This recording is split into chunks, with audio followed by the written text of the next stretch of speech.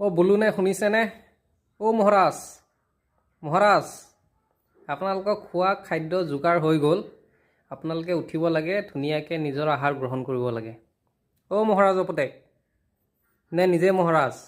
Hello' hello' শুনিছে নাই?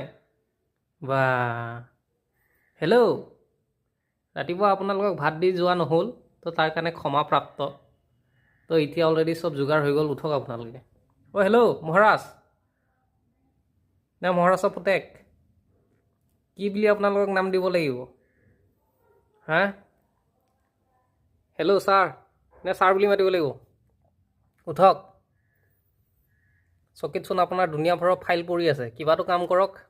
Sir উঠক, ভাত পানী বনাই হৈ গ'ল, মাছ আনি দিছোঁ, উঠক খাওক।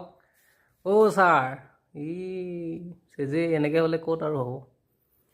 মহাৰাজ গমগতি নে আছে? দিন দুপৰীয়া যদি এনেকৈ শুৱে ক'ত হ'ব আৰু?